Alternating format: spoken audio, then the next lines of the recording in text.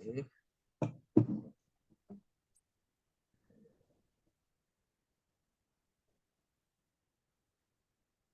Assalamualaikum warahmatullahi wabarakatuh. Perkenalkan, Waalaikumsalam. nama saya Muhammad Jenal, teman saya namanya Ramdhani.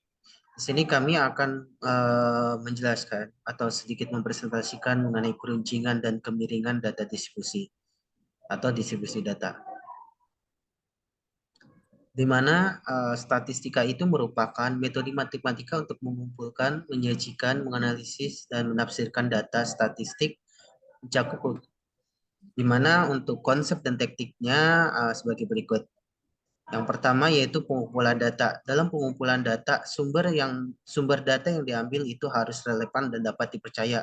Selanjutnya analisis data, di mana penggunaan teknik statistika untuk menganalisis pola, hubungan, dan struktur dalam data.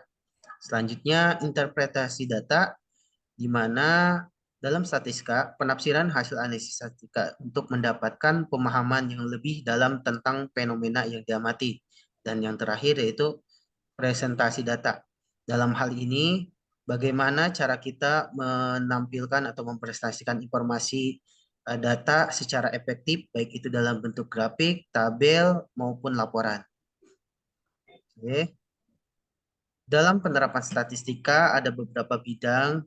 Yang pertama yaitu dalam bidang sosial, statistika digunakan untuk menggali pola perilaku manusia dan hubungan sosial. Selanjutnya dalam bidang bisnis dan ekonomi, statistika membantu dalam perencanaan bisnis, analisis pasar, dan pengambilan keputusan ekonomi.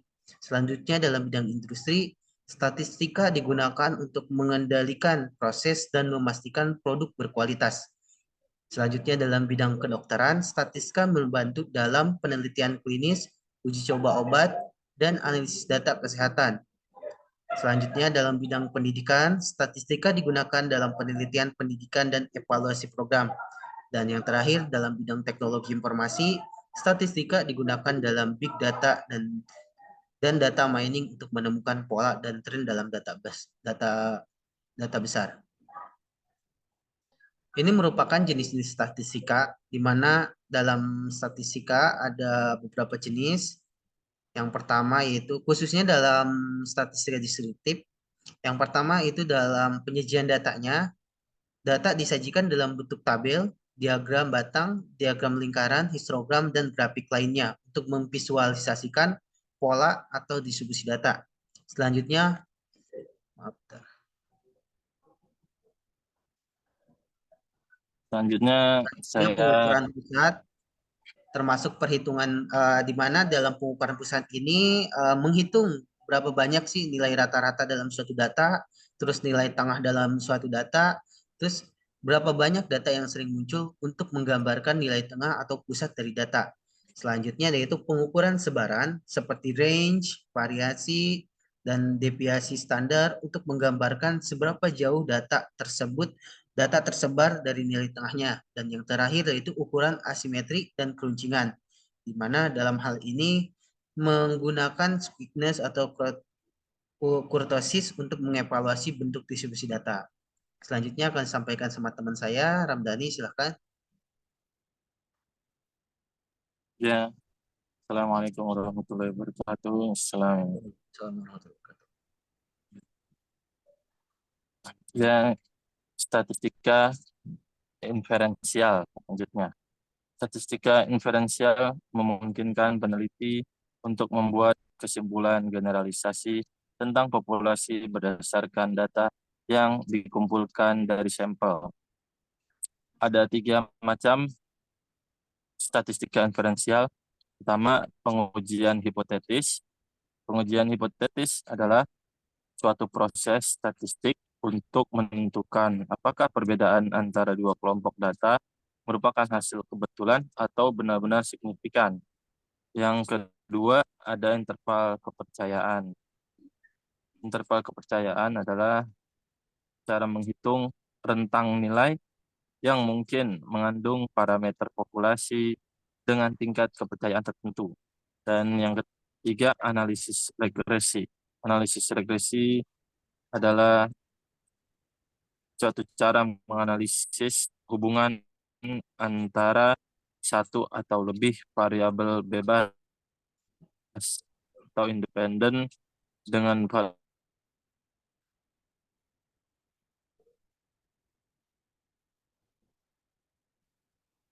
dan prediksi. Oke, selanjutnya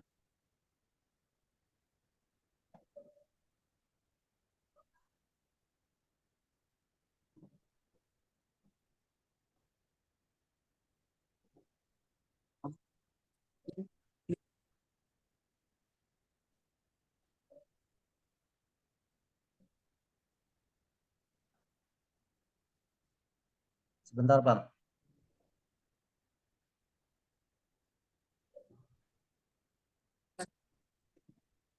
selanjutnya Bentar, Bang. Bentar. Bentar, bentar. Oke, mulai.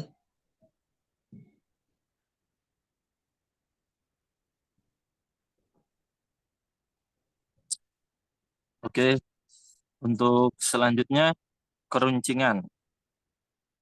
Keruncingan adalah ukuran statistik yang menggambarkan bentuk atau kelancipan distribusi data, terutama tinggi rendahnya puncak distribusi dibandingkan dengan distribusi normal. Yaitu ada tiga. Yang pertama, leptokurtik. Leptokurtik adalah distribusi dengan puncak yang lebih tajam dan ekor yang lebih panjang dan berat daripada distribusi normal. Distribusi leptokurtik memiliki kortosis positif. Nah, dan yang kedua namanya mesokurtik. Distribusi yang memiliki bentuk puncak dan ekor yang serupa dengan distribusi normal. Yang ketiga, platikurtik. Distribusi dengan puncak yang lebih datar dan ekor yang lebih pendek dan ringan daripada distribusi normal. Distribusi platikurtik memiliki kurtosis negatif. Oke, selanjutnya.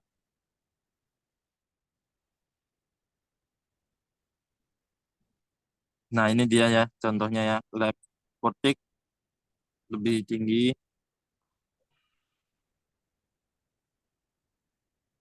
Oke, selanjutnya ini leptokurtik ya, bisa dilihat gambarnya lebih tinggi dan mesokortik normal berada di tengah dan platikortik negatif lebih rendah ya. Oke. Selanjutnya dijelaskan oleh teman saya lagi, Jenal.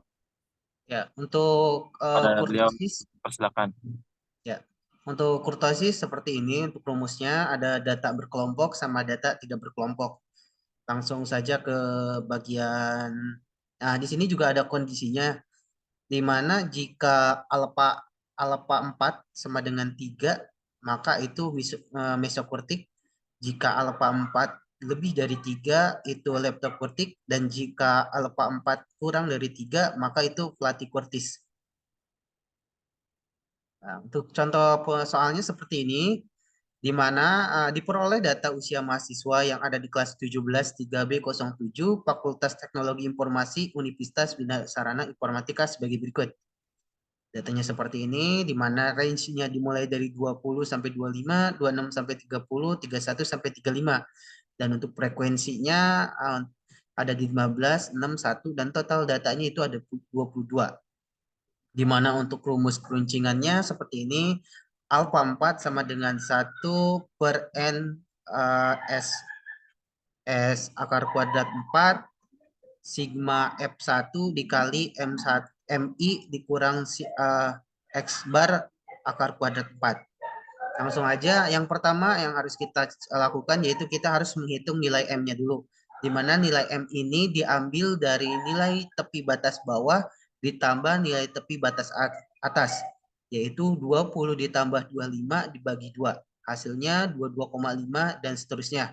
Selanjutnya kita mencari nilai dari X bar-nya. Di mana untuk mencari nilai X bar itu eh, nilai F dikali nilai M. Jadi 15 kali 22,5 hasilnya yaitu 33,7 ditambah 5, maaf 33,7,5 dan selanjutnya ada 168,33 dan total data dari ketiga data tersebut yaitu 538,5. Setelah kita menemukan jumlah total data perkalian dari F dikali M, kemudian kita bagi dengan nilai total dari F-nya, yaitu 22. Jadi hasilnya 538,5 dibagi 22, hasilnya 24,48. Setelah itu kita mencari nilai X dikurang X barnya. Maka hasilnya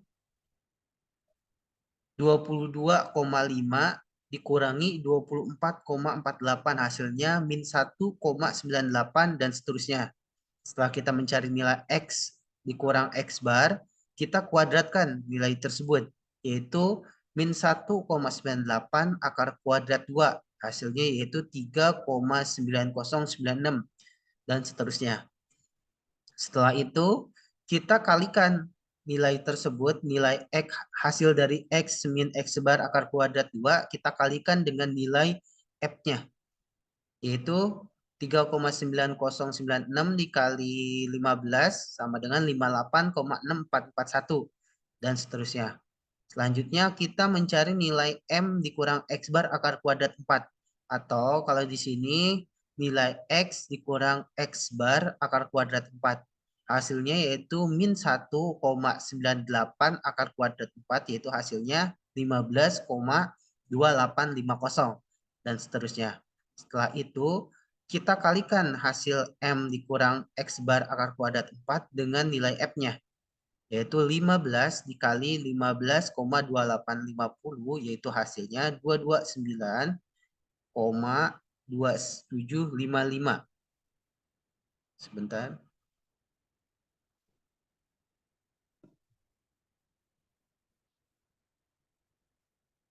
Bentar, Bang.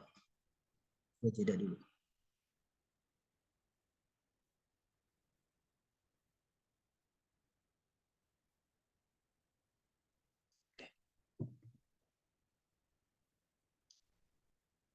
Setelah kita mencari setiap nilai dari rumusnya, yaitu yang pertama harus kita lakukan yaitu mencari nilai dari S-nya ini, yaitu di mana dari S itu simpangan bakunya, simpangan baku dari data tersebut. Itu untuk rumus simpangan bakunya, yaitu E sama dengan akar sigma X dikurang X bar akar kuadrat 2 per N min 1. Di mana X dikurang X bar akar kuadrat 2 kita sudah menemukan hasilnya, yaitu 205 dikali 205,7386. Itu kita masukkan ke dalam rumusnya seperti ini. 205,7386 per 22 dikurang 1. Maka hasilnya 9,79770. Jika kita akar kuadratkan maka hasilnya 3,1300. Selanjutnya kita mencari nilai keruncingannya. Kita masukkan ke dalam rumusnya yaitu seperti ini. Alfa 4 sama dengan 1 per 22 dikali 3,1300 akar kuadrat 4 dikali 6429, di mana hasil ini diambil dari data ini F dikali M dikurang X bar akar kuadrat 4. Maka hasilnya seperti ini, 6429,3820 per 2111,5435. Hasilnya yaitu 3,0449. Karena nilainya itu lebih dari 3, maka diagram yang dihasilkan yaitu leptokurti. Untuk keruncingan seperti itu, selanjutnya akan disampaikan oleh teman saya mengenai kemiringan. Silakan kepada Ramdhani. Oke, selanjutnya kita bahas tentang kemiringan. Kemiringan itu adalah ukuran statistik yang menggambarkan derajat asimetri dari distribusi data sekitar rata-ratanya. Yang pertama ada squeness menunjukkan Apakah data lebih condong ke satu sisi daripada sisi yang lain yang dapat mempengaruhi interpretasi dan analisis statistik. Terus kemiringan positif. Pertama, kemiringan positif. Distribusi dengan kemiringan positif memiliki ekor yang lebih panjang di sisi kanan. Ekor kanan lebih tebal.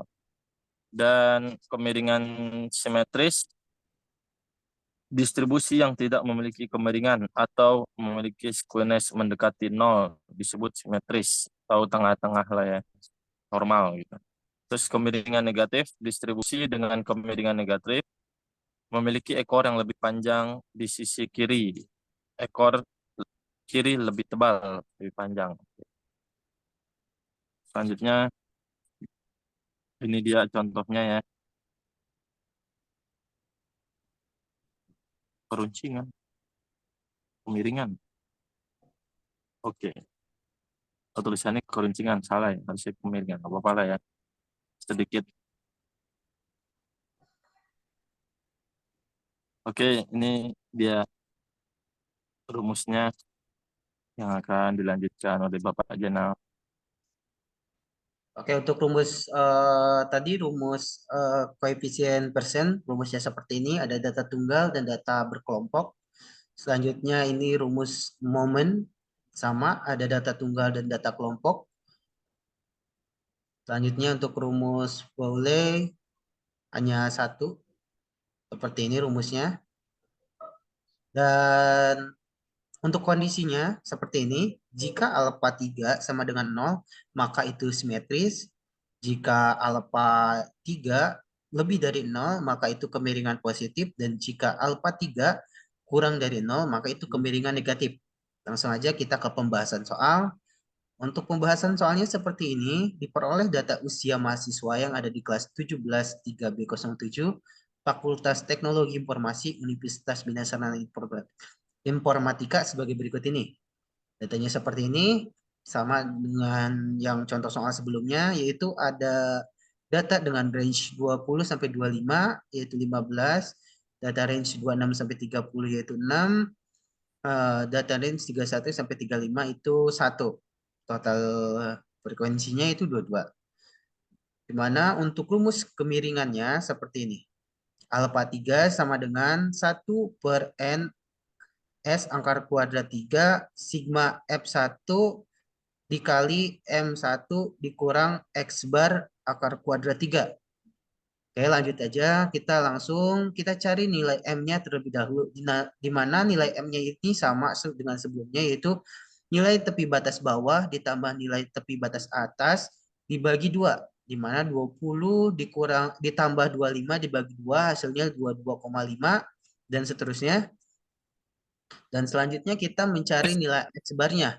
Untuk mencari nilai X barnya di mana F dikali M. Hasilnya yaitu 337,5 dan seterusnya. Selanjutnya dari total datanya dari data tersebut yaitu 538,5 kita bagi dengan jumlah frekuensinya yaitu 22. 538,5 dibagi 22 hasilnya yaitu 24,48. Selanjutnya kita mencari nilai X dikurang X bar di mana dalam data tersebut 22,5 kita kurangi dengan hasil X barnya yaitu 24,48. Hasilnya min 1,98 dan seterusnya. Setelah kita mencari nilai X dikurang X barnya, kita akar kuadratkan nilai tersebut di mana min 1,98 akar kuadrat 2 hasilnya yaitu 3,91 dan seterusnya. Setelah kita akar kuadratkan nilai tersebut, kita kalikan dengan nilai frekuensinya yaitu 15 dikali 3,91 yaitu hasilnya 58 dikali 58,6441. Dan selanjutnya kita mencari nilai M dikurang X bar akar kuadrat 3. Ini di mana atau X dikurang X bar di akar kuadrat 3. min 1,98 akar kuadrat 3 hasilnya itu min 7,7304. Setelah itu, setelah kita mencari nilai M dikurang X bar akar kuadrat 3, kita kalikan dengan nilai frekuensinya yaitu 15. 15 dikali min 7,7304 hasilnya yaitu 100 min 115,9554 dan seterusnya. Setelah itu, setelah kita mencari semua data yang kita perlukan, kita mencari nilai dari simpanan defisiasinya. Yaitu rumusnya seperti ini, di mana S sama dengan sigma X dikurang X bar akar kuadrat 2 per N min 1. Kita masukkan nilai dari X dikurang X bar akar kuadrat 2 yaitu 205,7386. Hasilnya seperti ini. 205,7386 per 22 min 1. Hasilnya yaitu 9,7970. Dan setelah kita akarkan, hasilnya itu 3,1300. Setelah itu kita masukkan ke dalam rumus kemiringannya. Hasilnya seperti ini, di mana alfa 3 sama dengan 1 per 22 dikali 3,1300 akar kuadrat 3 dikali 765,4029. Hasilnya seperti ini, di mana 765,4029 per 674,6145. Hasilnya yaitu 1,1346. Dikarenakan nilai alfa 3-nya lebih dari 0, maka bentuknya seperti ini, yaitu kemiringan positif. Oke, demikian presentasi dari kami mengenai keruncingan dan kemiringan. Mohon maaf jika ada salah-salah kata. Wassalamualaikum warahmatullahi wabarakatuh. Waalaikumsalam warahmatullahi wabarakatuh. Oke, terima kasih. Thank you, Abang. Saya Ramdhani juga mengucapkan terima kasih atas presentasinya. Oke, thank you. Thank you, Bang. Thank you, Bang. Oke, siap. Oke. Gua tutup ya. Ya. Oke.